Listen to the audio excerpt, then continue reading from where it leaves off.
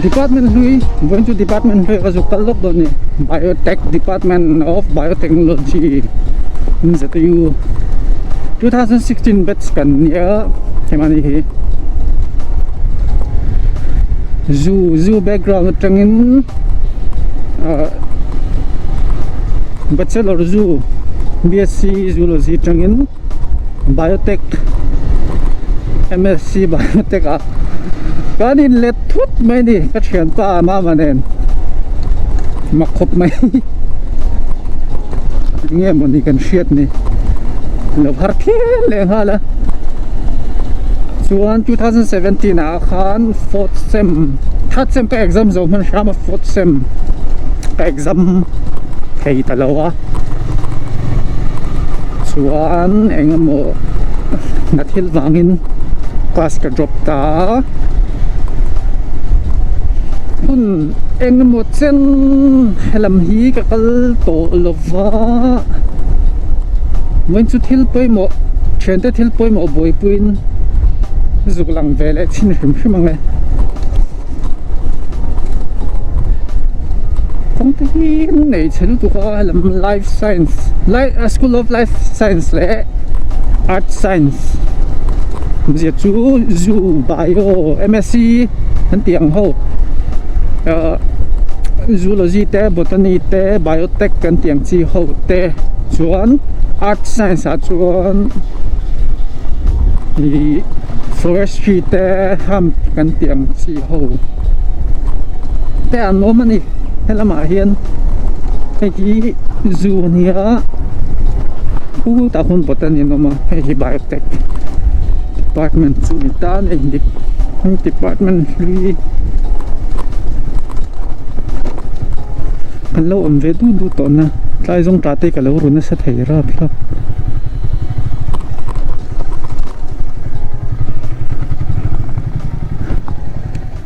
oi yes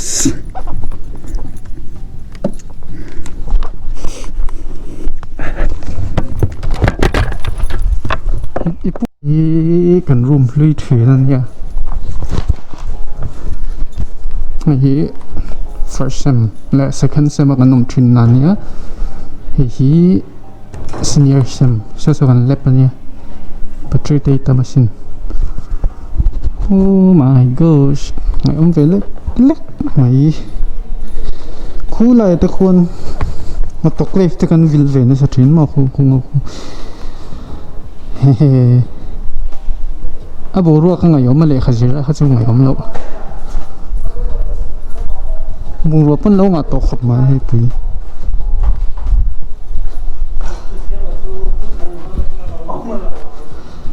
lo vak du ni mo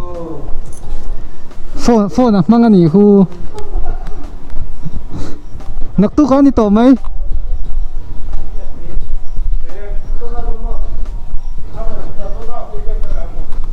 lúc đó nó rút chừng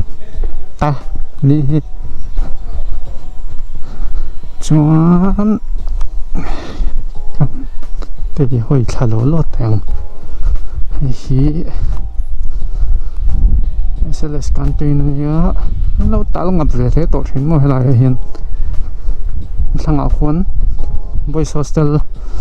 phong bụi lẻ leng teng hostel mà phong bụi à khuôn gần nôm chuyện này leng teng hostel han lot men kam huwa leng teng a khom lo lo a khom du lo a chan chu phong puya ke chen te phong puya lot men u wang khan leng teng ka lot men ka ga an suak ta theng ani chu phong puya om ta ni theng phong puyan te he hi lam da tu dik ka shalo phong puyan te ke ni kho chak lam chun theng phong puyan te hey hostel how bike are true mai student how an ho zo ani yang he halai ti lo min ni ku ta ku theng thla ho lo bang le loi si a khari ruk thak theng thla lo lo don ang ke po chu lo vot lien to ve mo le leng teng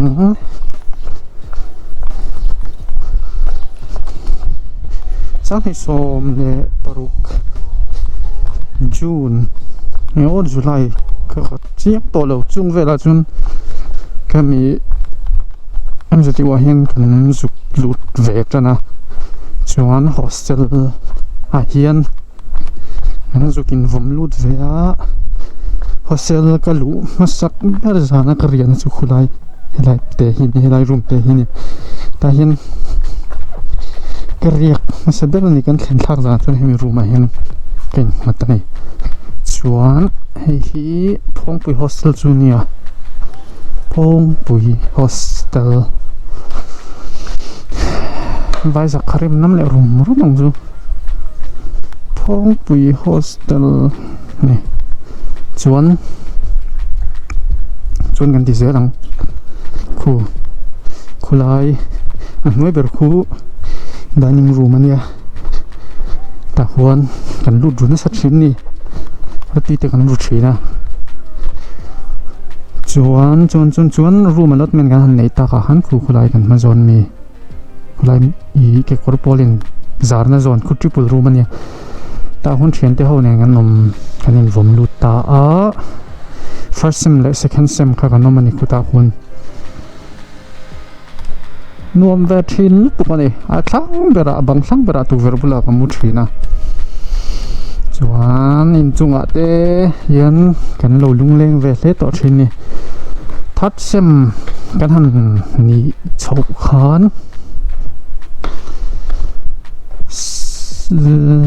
double room a kan lu ta hei hi double room a kan nom lai chu ni ta balcony te te ne chuta son some room pon some balcony te te ne ta de son kan lung te lo leng ve thin ni hei hi kom na thin ye lama heng kamu thina chak lam ti me na sami hemi pia do zo ka son ka roommate mama mu thin bokani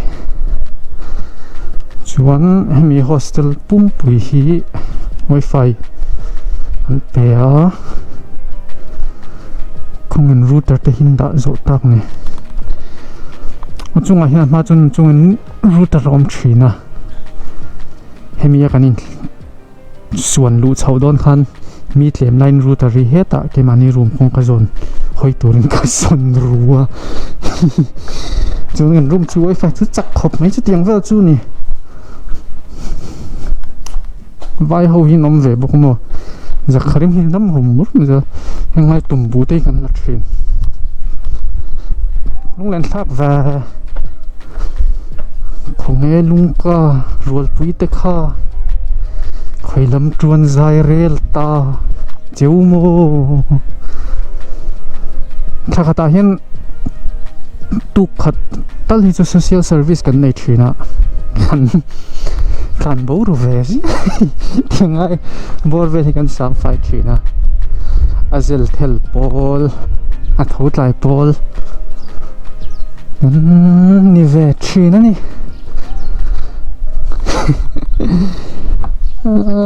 an kal ta ka jun nu leng thar rum mai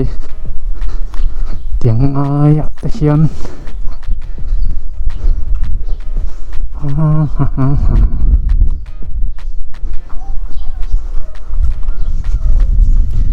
tinai thar chang ni te tamma se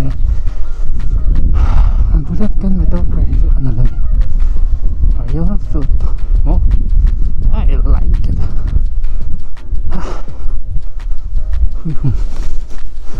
lung du pu pu fe oh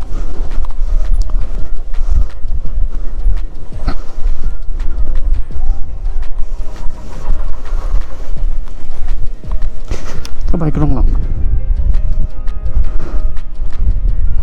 kantin iba na sa station niya tayo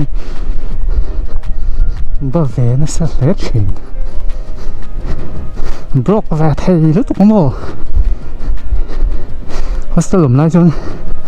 thakata ta top lama cheng za nei lo chang kha tam chu hna chun kan chen hin lu thina ni department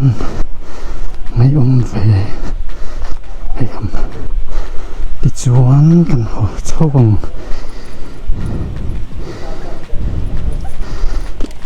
ya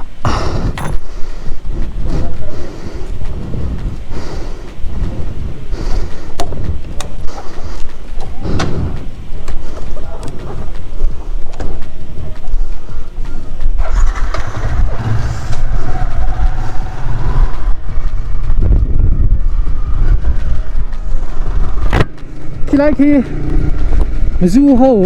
zoo department ho le pania in photo mai the lal vada puwana rule lom deu kha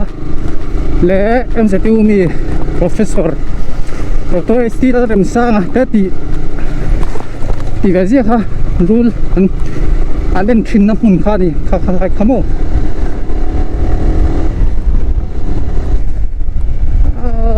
I love this road.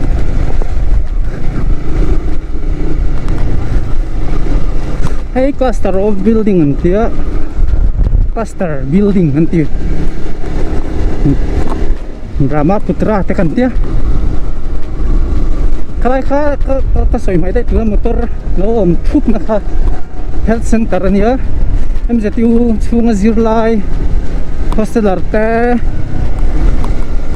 thok tu staff ang chi te ho hian a thonin kanin an pirin dam doi kan la thei thina ni traffic khop mai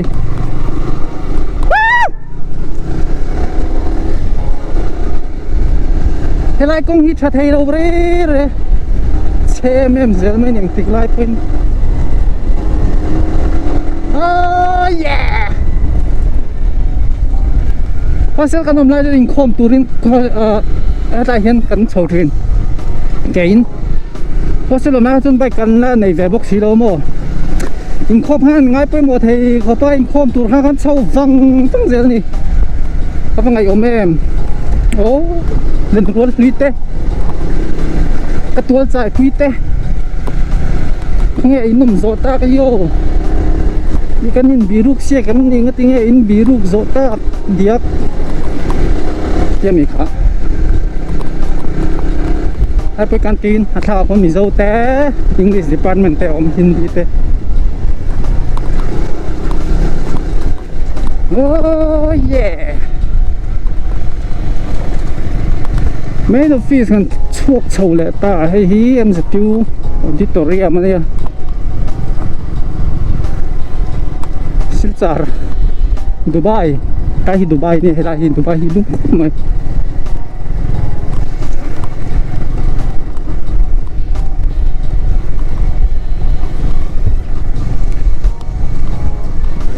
office 100% attendance sa kalto turan tiya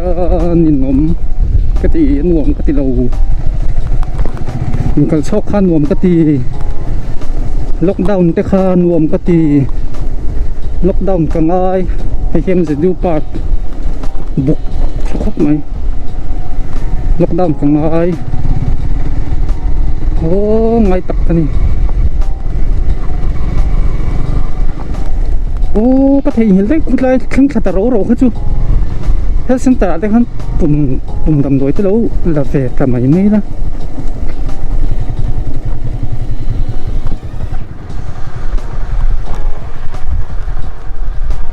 thei chol ra le to ni ha